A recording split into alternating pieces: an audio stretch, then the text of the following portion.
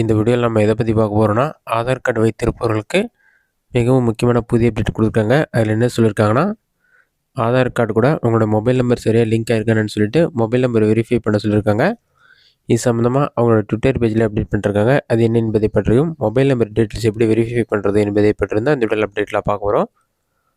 இதுதான் அவங்க வெளியிட்ட போஸ்ட். இதில் என்ன மென்ஷன் பண்ணிருக்காங்கன்னா, verify current mobile number in your Aadhaar card by using M Aadhaar app or my Aadhaar ப்ரோன்னு சொல்லி மென்ஷன் பண்ணிவிட்டு நீங்கள் வெரிஃபை பண்ணி பார்க்க சொல்லியிருக்காங்க.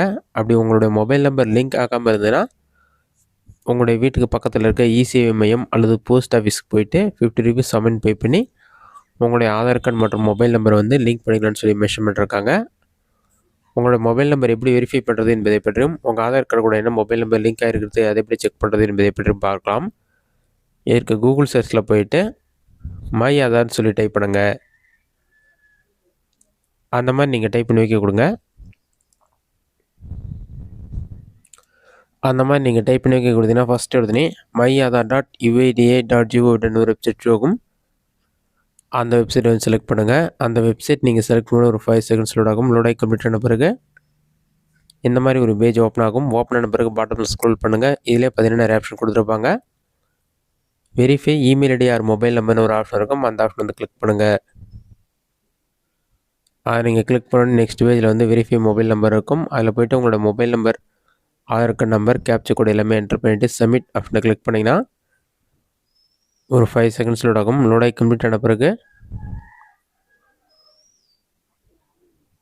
Mobile number you have enter already verified with our ரெக்கார்ட்ஸ்னு வரும். ஆல்ரெடி நான் வெரிஃபை பண்ணதால் இந்த மாதிரி வருது. நீங்கள் புதுசாக வெரிஃபை பண்ணிங்கன்னா வெரிஃபைட் சக்ஸஸ்ஃபுல் வந்துடும்.